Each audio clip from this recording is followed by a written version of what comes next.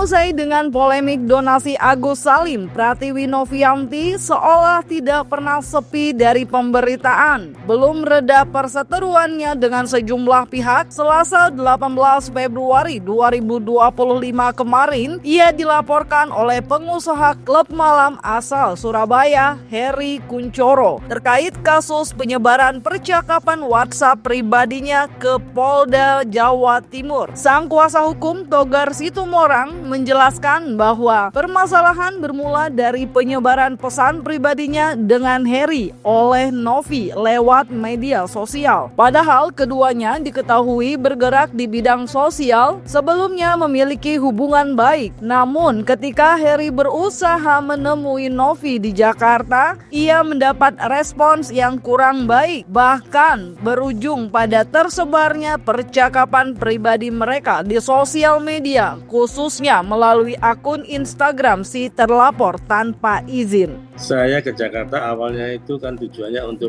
menghadiri undangan pesta salah satu teman saya. Bikin acara pernikahan anaknya di Hotel Bidakara, kemudian datang bersama seseorang. Nah di situ waktu di bandara saya WA sama Novi. Nov, saya kebetulan sekarang berangkat ke Jakarta. Saya ada undangan anak salah satu seorang teman saya. Ayo kalau ada waktu kita ngobrol-ngobrol, kita ketemu. Dia bilang enggak, ya mungkin dia lagi sibuk ya. Saya jawab, aja cowokmu. Mungkin waktu itu saya anggap si Novi itu ada pacaran sama Gary. Maka saya bilang, ajak cowokmu yang namanya Gary. Dia bilang enggak. Saya bilang, saya datang dengan seseorang wanita, cewek, yang namanya si A gitulah ya. Nah, sudah selesai itu nggak berapa lama, kemudian chat WA saya diedarkan di media-media, di akunnya dia, di story-nya dia. Nah, di situ saya sempat negur. Saya bilang, saya keberatan kalau ini kamu edarkan. Karena ini nanti keluarga pasti tahu. Benar. Nggak lama keluarga saya tahu. Akhirnya saya berantem sama keluarga saya. Sama istri saya berantem, sama keluarga juga ada keributan. Nah ini yang menjadi saya nggak enak gitu. Chat itu disebarluaskan tanpa izin. Di mana ada hal sensitif pada percakapan antara Pak HK dengan perempuan tersebut. Dan itu menyangkut rumah tangga Bapak HK.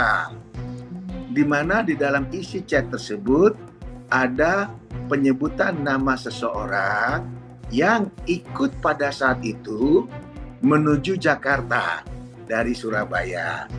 Nah, gara-gara ada orang yang bersama dengan Bapak HK untuk menuju Jakarta disebarluaskan, sehingga keluarga Pak HK merasa keberatan dan memprotes Pak HK, seolah-olah Pak HK itu tanda kutip ada hal tertentu untuk undangan, namun terkait perempuan. Nah, ini menjadi polemik di rumah tangganya Pak HK. Dasar permasalahan itu, setelah dari pihak perempuan memposting, kita dari kantor hukum Dr. Togar Situmorang berusaha persuasif, berusaha kita mau kondusif. Bahkan kita berharap untuk bertemu, untuk menyelesaikan take down semua isi daripada chat tersebut agar tidak berpolemik.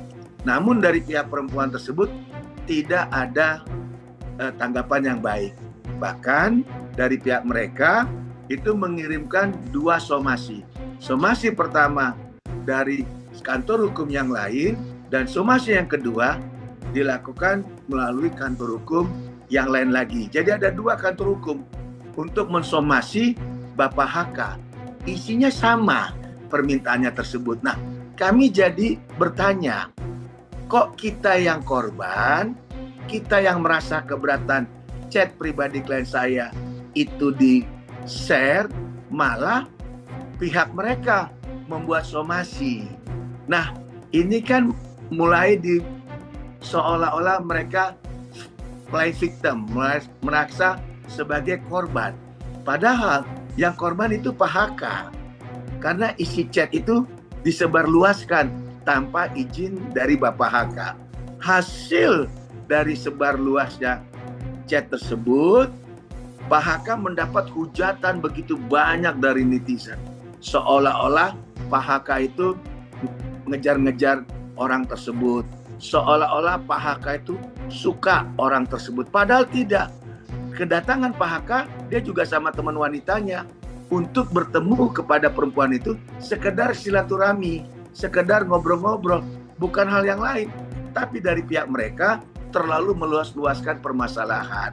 Nah, supaya ini nggak terlalu berkembang, apalagi ada dari pihak kuasa hukumnya perempuan tersebut mengatakan Pak HK mengemis ataupun apapun itu, ya mau tidak mau kita sudah resmi membuat laporan di Polda Jawa Timur. Sementara itu, melalui sosial medianya, wanita yang akrab disapa Ibu Peri itu pun diduga memberikan sindiran dengan sejumlah unggahan. Karena tidak ada titik temu, akhirnya Heri memutuskan untuk melaporkan Novi ke pihak berwajib. Laporan tersebut terkait dengan dugaan pelanggaran Undang-Undang Informasi dan Transaksi Elektronik atau UU ITE, khususnya pasal 45 atau 48 yang berkaitan dengan penyebaran informasi pribadi tanpa izin. Togar Sitomorang pun menegaskan kasus tersebut bukan hanya soal reputasi, tetapi juga tentang keadilan bagi kliennya.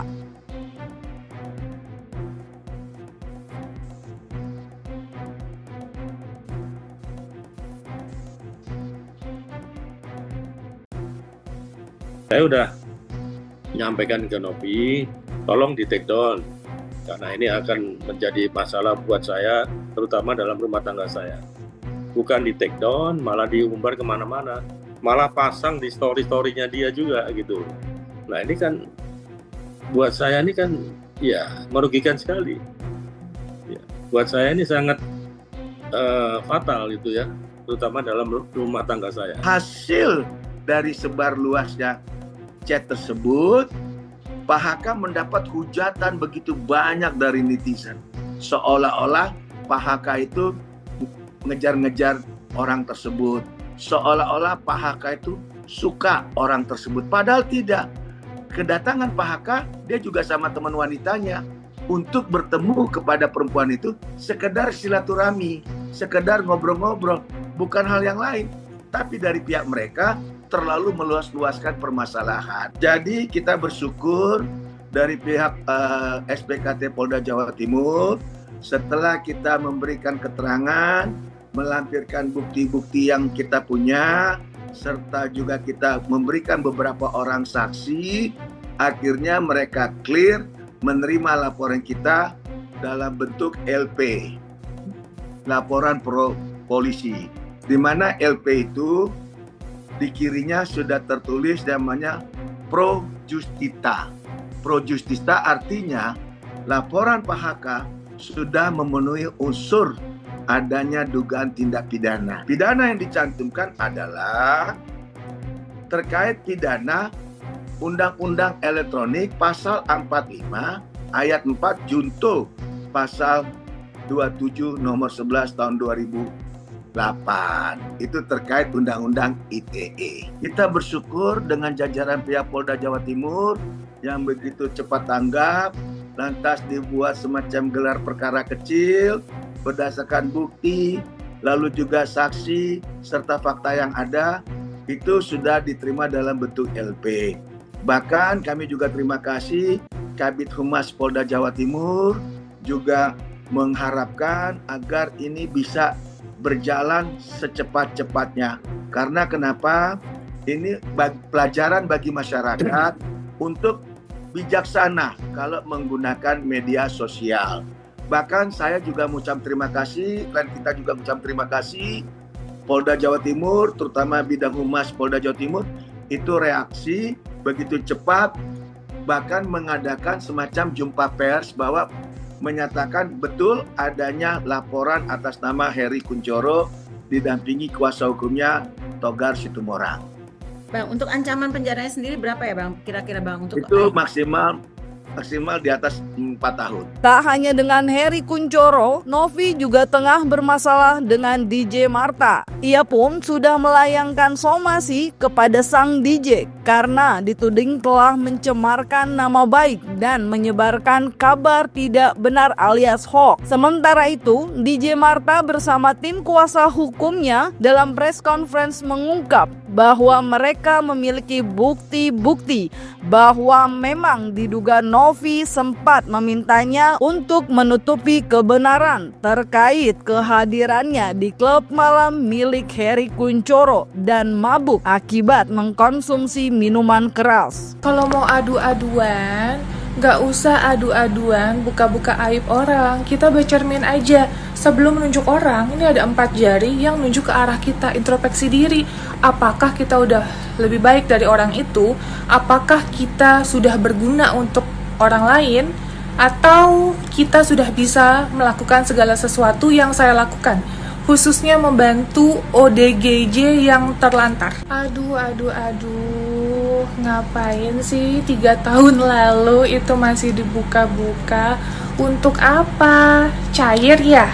Cair atau gimana? Ya, maksudnya waktu awalnya itu kan aku tiba-tiba si Tete ini ngechat aku kayak, Beb, ini waktunya kamu viral, maksudnya aku udah, terus tiba-tiba dia panjang lebar dan ya itu ujungnya nyuruh saya untuk berkata seperti ini, jangan bilang aku mabok, bla bla bla ini itu.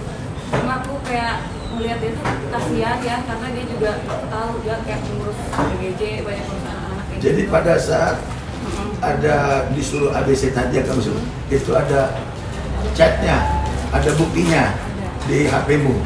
Nah itu Jangan bilang aku mabok, jangan jatuhin aku, terus pokoknya jangan bilang aku mabok ya Beb, ada anak-anak asuh aku yang harus aku urus. Terus jangan bilang aku mabok, terus aku kirim-kirim gambar foto dia waktu sama aku kan. Kata dia jangan kirim yang ini, jangan kirim yang mabok lupa. Jadi aku kayak pas di lupa itu awal jadi mau ngomong bohong gitu. Nah kemarin tuh aku kepikiran pengen bicara jujur, bukan karena gimana ya, sadar sendiri ya. aku gak mau bohong lagi karena aku sudah takut gitu, dampaknya ke kerjaan aku. Terus teman-teman aku kayak ngehujat aku kayak, oh lu ini sih emang beneran kayak gitu katanya. Oh gini, pas aku bicara jujur, aku teman-teman aku udah aku lagi karena tahu aku memang orang nggak bisa kayak kebohongin orang gitu. Untuk videonya Novi lagi mau itu semua ada. Nggak ada kalau yang itu, tapi di foto pas muka dia merah sama aku di ada. Kau pernah lihat investasi bareng? Memang pernah bareng, minum bareng. Kita cis-cisan tuh minum. karena ini jelas salah alamat. Karena kenapa orang mau mengungkapkan satu kebenaran di publik, di masyarakat, bukannya mendapatkan hal positif, malah ditekan melalui somasi. Nah, somasinya sudah kita terima dan kita pelajari, dan dalam waktu singkat akan kami balas. Tadi isi yang saya bilang tadi, bahwa di sini sudah secara tendensius klien saya ini dibilang melakukan suatu kebohongan publik. Ya, bagaimana dibilang kebohongan publik kalau dia sendiri yang mengalami? Orang yang mengalami sendiri bercerita, malah di sana dibilang kebohongan publik, dibilang menyebarkan hoak. Kalau menyebarkan hoak, orang ini tidak kenal sama orang tersebut dan orang ini tidak pernah mengalami satu peristiwa bersama pada saat itu. Itu boleh hoak. Karena pas aku mengungkapkan kebenaran, tiba-tiba aku dapat surat panggilan, surat somasi. Jadi aku mau nggak mau harus ini. Teteh sendiri sepas lihat itu. Seperti apa? Yang jelas aku tahunya pas dia tiba-tiba seperti itu gitu. Somasi saya, sedangkan saya udah berani berbohong dan berani kayak gimana kemarin sampai saya tidak punya kerjaan, saya tidak ada job, tapi dia malah seperti itu. Makanya saya memberanikan diri untuk berkata sejujur-jujurnya. Itulah makanya. Tiba-tiba Itulah makanya waktu dia membuat klarifikasi kebenaran, ya, betul. Dengan adanya klarifikasi itu yang kedua, menceritakan suatu kebenaran, bukannya diajak duduk, malah dikirimi somasi. Ini yang kita sangat sayangkan. Dia dalam keadaan tertekan, makanya saya mau luruskan dalam hal ini bahwa DJ Martha bercerita itu sesuai fakta dan bukti, dan dia ingin mengungkapkan kebenaran itu agar masyarakat tahu ada satu kesalahan yang sudah dilakukan di Jakarta sebelumnya dan ingin diperbaiki pada saat tayangan di Rebel YouTube tersebut. Apa salah? Itu pertanyaan saya. Apa salah? Lebih lanjut, DJ Marta menjelaskan bahwa setelah diminta mengatakan kebohongan oleh Novi, dirinya mendapat transferan uang senilai 3 juta rupiah. Hal itu pun disampaikan langsung oleh Gary Julian yang kala itu menjadi salah satu sosok terdekat Novi. Sayangnya, keinginan DJ Marta untuk mengungkap kebenaran nyatanya berbalas pahit. Novi kabarnya tidak hanya melayangkan somasi, bahkan sudah melaporkannya ke pihak kepolisian. Lantas, akankah DJ Marta siap untuk menghadapi proses hukum jika Novi melayangkan laporan terhadap dirinya? Enggak, aku setelah intens ya itu ya, awal di Zoom aku wawancara, tiba-tiba dia suruh Kak Gary ini ngasih uang ke aku. Terus Kak Gary tiba-tiba chat aku, ini ada uang depan dari tante, ini buat apa? Udah buat jajan gitu. Dia ngasih sisanya 3 juta. Tapi itu aku nggak minta, dia yang mau ngasih. Aku terima. Karena buat jajan katanya. Enggak sih, karena Kak Gary itu buat jajan. Itu yang dulu banget ya, yang awal ya. Ya memang kalau itu bukan saya yang transfer gitu kan. Pada saat itu saya hanya meneruskan ada bukti transfer yang memang ditujukan untuk jajan gitu. Karena itu kegunaannya untuk apa dan apa aku nggak bisa berkomentar lebih banyak karena itu memang duitnya Ibu NP yang ditransfer ke situ. Berarti buktinya dikirim ke abang terus Aku forward aja. yang transfer NP sendiri? Sepengetahuanku iya. 3 Seperti juta? iya. Ucapan terima kasih karena sudah berstatement itu? Notifikasinya hanya untuk jajan sih gitu, karena ya aku nggak campurin lagi lah apakah terkait itu atau yang lain gitu ya. Boleh dibilang artinya NP sendiri ini berarti kemarin apa tuh takut terbuka sama akhirnya menyuruh orang untuk berbicara dan dibayar kan? Gimana Pak? Iya.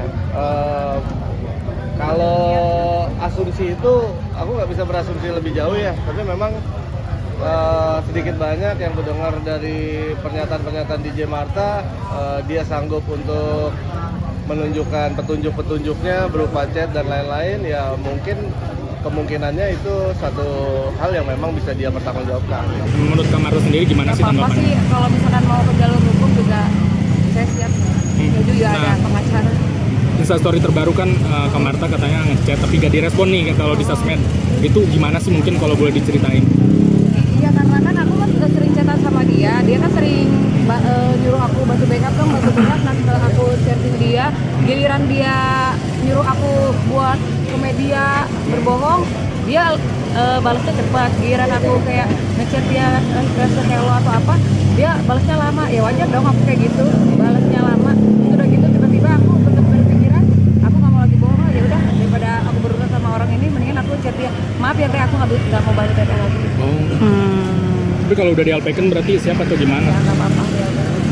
Seolah masih belum selesai, Pratiwi Novianti juga dikabarkan tengah berpolemik dengan Gary Julian terkait Yayasan Rumah Peduli Kemanusiaan. Novi yang merupakan pendiri menuding Gary sebagai ketua yayasan yang baru menggelapkan uang senilai 100 juta rupiah. Bahkan nama Denny Sumargo ikut terseret karena pihak Novi menduga aksi penggelapan dilakukan setelah pengalihan bantuan kepada korban bencana alam di NTT beberapa waktu lalu. Di sisi lain, Gary menegaskan apa yang dituduhkan oleh kubu sang mantan rekan sama sekali tidaklah berdasar. Ia juga siap untuk membuktikan seluruh fakta yang terjadi selama polemik donasi Agus Salim terjadi, termasuk tudingan-tudingan yang sempat diarahkan kepada Novi. Untuk yayasan nanti dulu ya, nanti mungkin akan kita buatkan satu resume yang mungkin nanti teman-teman media juga akan kita undang diundang ya. Tapi Bang Iri sendiri akan menyerahkan yayasan ketua yayasan jabatan lagi kepada Novi atau mungkin seperti apa? Iya, silakan aja, kalau itu sih aku nggak ada tendensi apa-apa. Bang Eri, kemarin kan Novi membantah statement dari Densu bahwa dia banyak menerima uang tuh dari podcast bagi dua, terus akhirnya yang podcast di Densu kan, terus yang di Gedung Juang juga. Nah itu abang yang nerima, nih Gary yang nerima, benar nggak sih? Iya, itu benar. Yang di Gedung Juang ya, Iya. itu kan live podcast dari Curbang, dan itu ada pembagian buat tim yayasan sebesar kalau nggak salah 35 juta. Di situ posisinya yang menerima betul saya sebagai PLT pada saat itu saya berdua sama Om Brian di rumah Bang Densu terima duitnya cash. Setelah itu saya bawa uangnya ke Kokas untuk diserahkan ke Ibu NP, berdua juga dengan Om Brian, bisa di cross check ke Om Brian. Nah, uangnya ke NP? Iya dong, iya. Abang hanya menerima aja? Aku hanya mengantarkan uangnya aja karena itu cash uang.